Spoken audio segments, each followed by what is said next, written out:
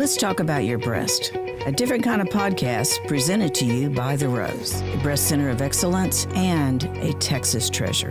You're going to hear frank discussions about tough topics, and you're going to learn why knowing about your breast could save your life.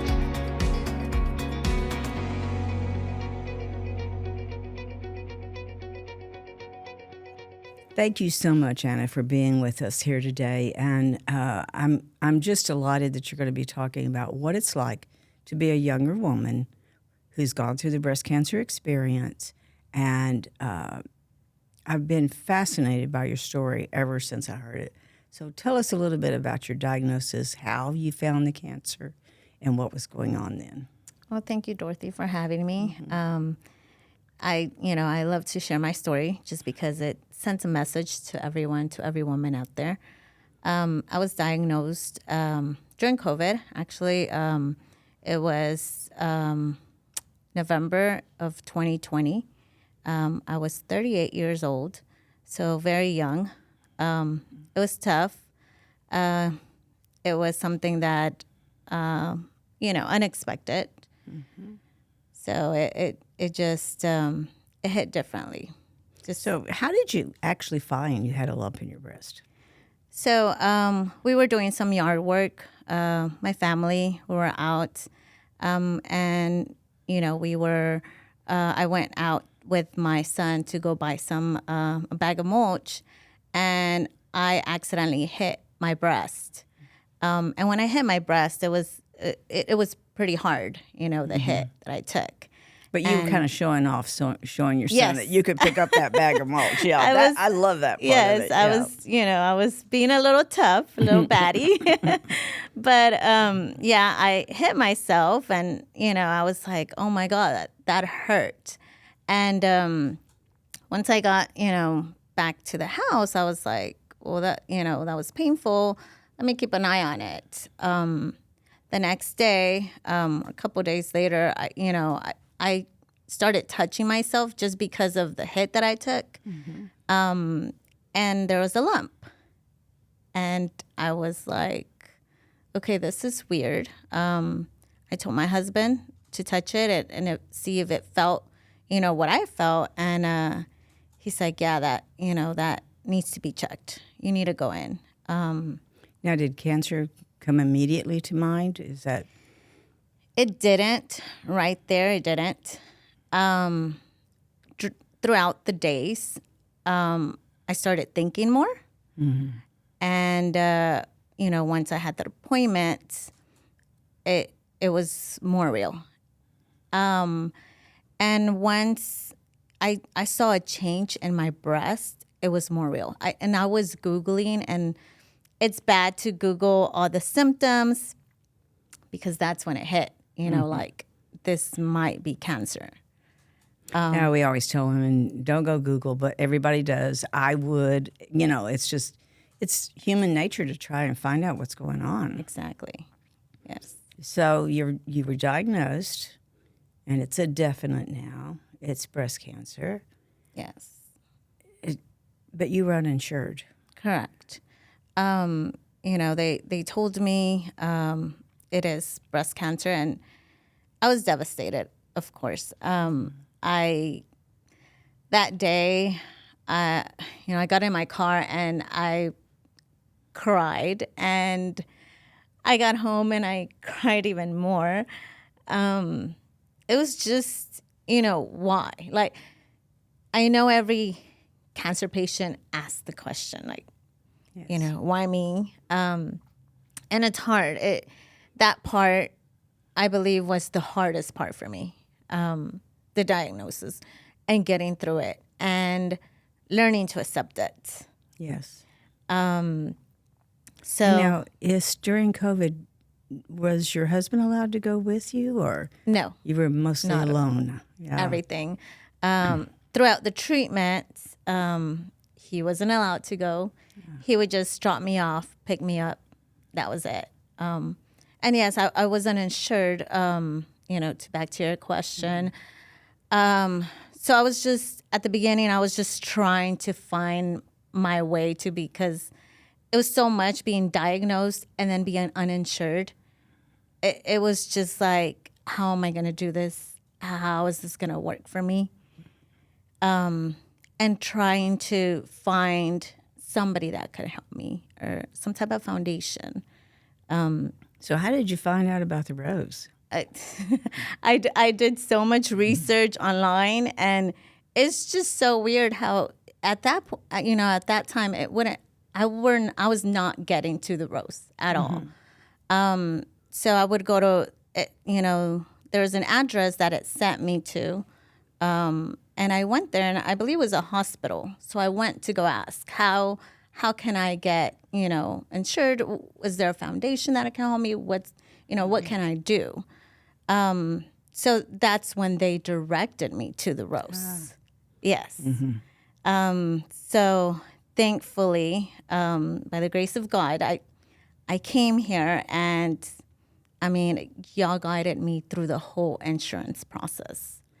And this was like through the state program, right? Yes. So, I couldn't have done it without the rose. I don't know what I would have done. But it was tough. Just being COVID, my diagnosis, and being uninsured, it was bad. It was. I didn't know a way to get through anything, and I was trying my best, and I'm so thankful for the rose to have been there for me. And so the program that you're talking about is our patient navigation program. And some of our listeners don't know about that, but it is a program that helps the uninsured woman get into treatment. And like you said, there's not a lot of programs out there. There's not a lot of foundations. Medical care is very, very expensive. Exactly. And we are so proud of our navigators. But did they help you with understanding what was going on with you? They did. And, once I got with the insurance and everything, it made my life a little bit easier on that aspect. They did help me, and they had, classes to come in with other young women like me. And I think at that time I was just I wanted my own space. I wanted just to get through it and just block off everything. But y'all do have that program where, you can talk to other women just like me and go through that phase and get more information as well. So that was very helpful as well. Were you able to talk to your husband easily about what was happening to you? Yes. He was a big support. He actually, went bald for me. Oh. Yes. Really? Yeah. So, that part was really hard for me too, just because I knew I was eventually going to have to cut my hair and I was going to lose it all. But I just didn't want to do it yet. I was procrastinating on doing it. And there was the point where, the day before my first haircut, I was like, I'm just going to go get my hair cut. I was my hair was falling like crazy. So I had to get it done. This was between my first and second chemo. So it was already falling out. But I thought I was Wonder Woman, of course, that it wasn't going to fall out and it wasn't going to happen to me. Just like breast cancer. I thought it wasn't going to happen to me. But it did. It fell off. And I actually have a picture where I got out of the shower before my haircut and my hair's in a big tangle, like a big ball of tangle. And I was just so overwhelmed. And I am like, oh my God. I was about to cry in that face and I was just like, okay, well, let me just get to my hairstylist and she can chop it off. So I went and, she's like, oh my God, what happened? And it was just, now it's just funny because you see, I have that picture where my hair is just in a big ball of tangle.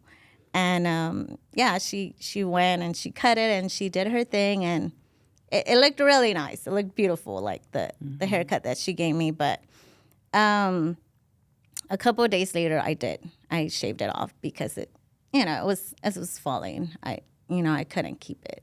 So, who helped you with that? My husband. Yeah, yeah. Yeah, my husband. There was a day where I'm like, let's do it, and at that point already, I had already accepted that I was going to lose it. I had already accepted my diagnosis, so I'm like, yeah, I'm ready. Let's do this. And so many survivors have told me that that day of realizing the hair is going to go is almost as hard as the diagnosis day. it is. Yeah. It is. And I tried wearing wigs. Maybe I tried one time, and I'm like, no, this is not for me. I would just wear wraps. I would just wear cute wraps or little hats or caps, and that was me. Like, that was the real me. I didn't want to hide myself from my reality. And how did your children handle all of this? My little one, he would always hug me, kiss my little bald head. And the other ones, they accepted it. They knew it was going to happen. We sat down, and my husband sat down and talked to them. He probably thought it was just easier for him to do it than me to do it. Oh, interesting. Yeah, so they sat down, and he talked to them, and he told them what was going to happen, what to expect, and pretty much to make my life easier. Oh, yeah. Just because, that whole process was going to be just, bad. It was going to be, a tough chapter in my life, pretty much. So what were you most afraid of during that time? Of course, what every woman thinks of not making it. Right. Of... And your children are how old then? Well, he's, I think my little one was 3 at that time, or 4. Yeah, 4. He was 4. So he was the little one. So I would never talk to them of my anxiety or my, of me being scared. I always put a tough face on. Never did I let them, see the real me. Or I think never did I tell anybody how, to the world I was okay. I was going through my battles inside me. That's hard to do. It is. It is. And I would cry, of course, on my own. And I would ask God, every time. And I knew I had to stop saying, why me, why me? I knew I had to stop saying that. And it got to a point where I was okay with it. I understood that if he gave me this battle was because he knew I could win it. That is huge. Yes. Yes. And throughout my whole diagnosis, I kept being me. I kept working. And you're a realtor. I am, yes. Those were actually my best years of real estate. Yes, during COVID. I was closing one home after another, and I was doing that thing, even throughout everything. I would get up and I would head out. I would do my workouts. I'll go to the gym, get home, get ready, go to work. And I wouldn't stay home. I just felt like I had to be me, and I still had to keep going. And I wasn't going to let cancer win. So, Anna, do you think being Hispanic made any difference in how you understood cancer or how you handled it? Or did anyone in your community seem extra concerned? Or we always hear different stories. It doesn't matter what community, but there's so many myths and so many misunderstandings. And then there's the well, this is how I did it. Did you have a lot of that? So, in the Hispanic community, it's not well, in my family, it's not very common that one of our family members has cancer. Right. So it took everybody by surprise. And it's just that, with Hispanics, we're scared of, getting diagnosed with something like that, with an illness like that, because we procrastinate. We don't do our yearly exams. We don't do our checkups. So I feel like being Hispanic maybe did have, it did make a difference on the way, because whenever I was diagnosed and I was 38, I had no idea. I wouldn't hear about cancer. So I had no idea that this could happen to me. Right. I mean, I knew about cancer. I just didn't, I never thought, You never think. And, just with Hispanics, we really don't get, now I've seen more Hispanic women, of course, being diagnosed. Yeah. But I feel like it's a lack of us, going out there and getting checked, and even us getting ourselves checked. Right. And listen, I have to tell you, that's not just Hispanics. That is being a woman. I mean, you wouldn't let your child not have their checkups. But if it comes to you, you go, maybe I won't do it this year, or, things get in the way. And it's always that thing of taking care of everybody else, doing what we have to, and putting ourselves last. That's a big message that we try to tell women. This is not a time to put yourself last. Exactly. Yeah. Now that I see it, of course, I'm like, I wish I could have done this differently. But being the way I found it, I really thank God. I know it was a miracle, because I wasn't getting checked. Right. You weren't doing your monthly checks or any of that by yourself. Yep. So, yeah, that was a miracle. Yeah, and with life, just work and everything, you don't check yourself. So it's not there like as whenever you're a kid that you're getting checked up. So how long were you in treatment? So I believe it was a whole year. I did chemo, and I did chemo for 6 months. I did one of the toughest chemos that is called the Red Devil, and that's tough. So that was 4 treatments of that. And after that, it was the rest. After that, I finished chemo. Then I went into radiation. I got radiation. And, then I went to surgeries and deep flap.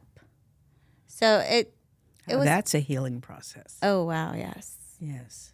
I think out of everything, the first chemos are tough. Just because your body doesn't know what to expect from all the medicine. Well, it's an invasion anywhere you go. Exactly. Yeah, they are tough. Yeah. So, and getting a deep flap, it's a big decision. Getting a double mastectomy and getting your deep flap. Because this was really only in one breast? It was only in one breast on my left. Yes. But it was a good decision, or you felt like it was a good decision to do. I wanted to avoid, not getting it on my other breast. Right. So I went for a double mastectomy, which, I took out both of my breasts, and we did expanders. So when we did expanders, I got an infection on my radiator breast. So that also was another hit.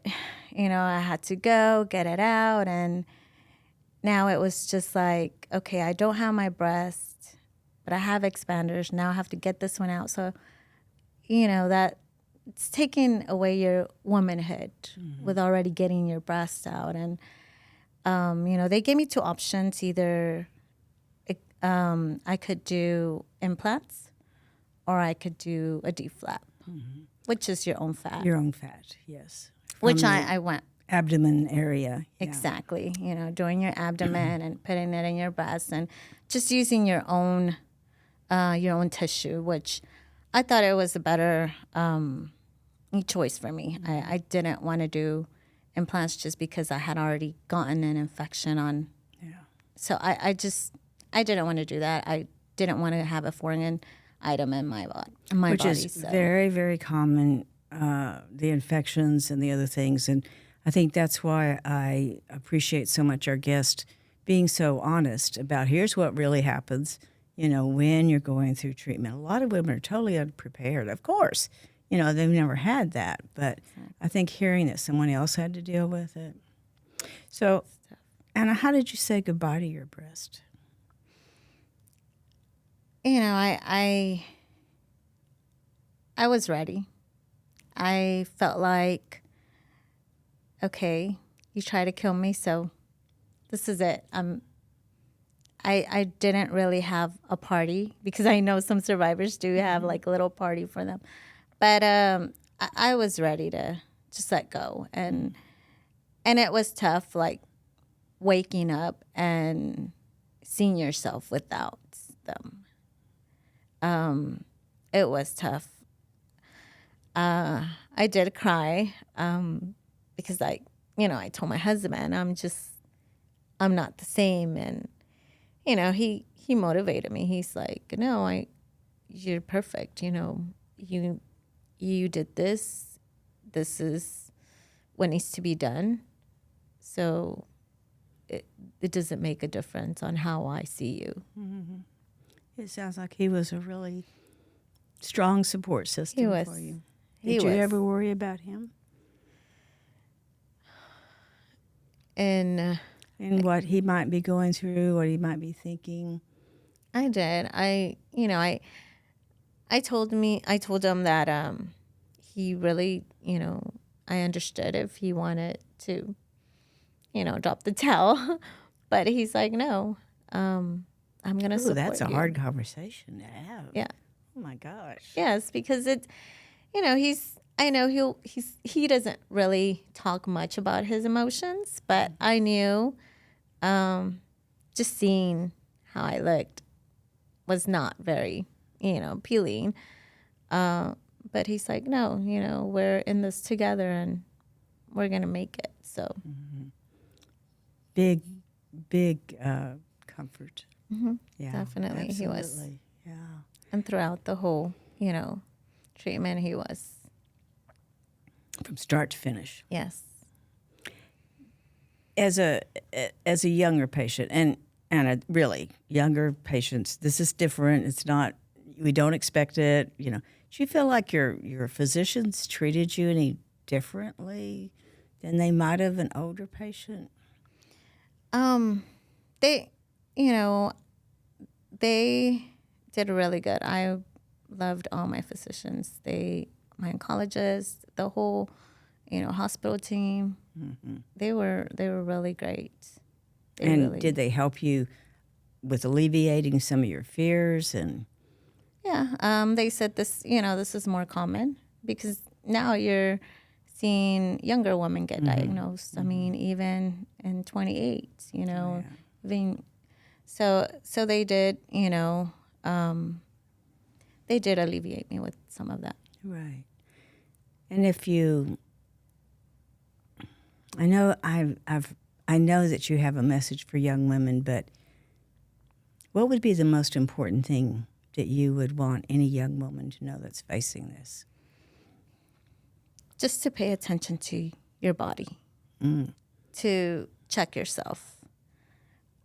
Life is busy as it is, but you have to pay attention to your body.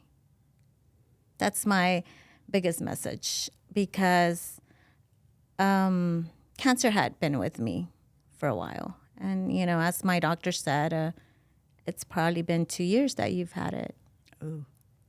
I was diagnosed with stage 3. Ooh. So it had been there. And I hadn't paid attention to myself. I hadn't checked myself. Which was not uncommon. You're young. You're invincible. I mean, you have other things happening in your Superwoman. life, right? Superwoman. I mean, that's our normal way of being. And you had so many other responsibilities. Have your priorities shifted any since you're now how many years out? So that happened in 2020. So yeah, 4 years. Yeah. And has your priorities changed? Have you found yourself looking differently at life? Or Definitely. I live life more. I enjoy life more. Before I was skeptical and I would think twice of going on a trip, and now it's like, you know what? I'm gonna go. I'm gonna see the world, and life is not promised. And a blink of an eye, your whole life can change, as it did to me. So now I want to enjoy my kids more. I spend time more with my kids. And you find yourself still working, though? I do, yes. But it's not your whole life. Correct. Right. I don't, I don't say, you know what, no, I can't go on a trip.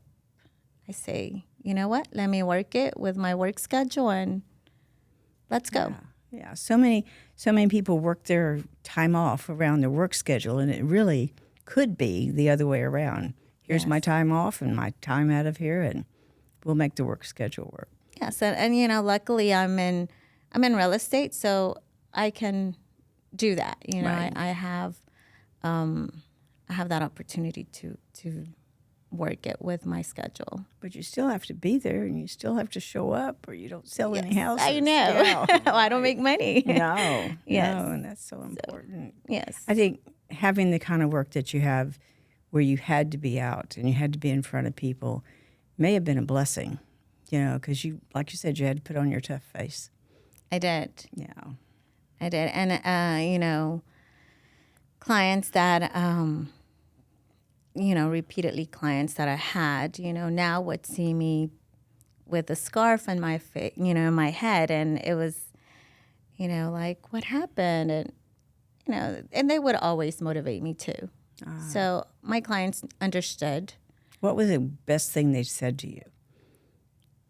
You're strong. You can beat this and more. So many times people don't know what to say, but those are important Yes. words. Yes. And you're still under surveillance? I mean, you still have regular testing Yes. every 6 months now? Or are you okay. Every 6 months, yes, I am. They did give me 5 years. So after 5 years, I'm on the clear. You're almost there. I know. And are you anxious anytime you go for your follow-up? Not. I don't want to. I try to stay positive, and I'm staying positive Yes. because I see it as, if God gave me another opportunity at life, then He did it for a reason. That's such a good message, Anna. Yes. Thank you so much for being with us today. Thank you for being so candid and sharing your story. I know there's going to be other women that hear this that are going to be motivated just to keep going. Yes, thank you, Dorothy. And, like what I tell every woman, just keep going. It's going to all pass. You think that life is still at that point of your diagnosis throughout treatment. But, 4 years later, you'll look back and it's going to be gone. Cancer did not it didn't define you. You Not at weren't all. going to be always dealing with that cancer. Yes, that is so important. Correct. So important here. Well, thank you again. Thank you. Thank you for joining us today on Let's Talk About Your Breasts. This podcast is produced by Speak Podcasting and brought to you by The Rose. Visit therose.org to learn more about our organization. Subscribe to our podcast, share episodes with friends, and join the conversation on social media using hashtag Let's Talk About Your Breasts. We welcome your feedback and suggestions. Consider supporting The Rose. Your gift can make the difference to a person in need. And remember, self-care is not selfish. It's essential.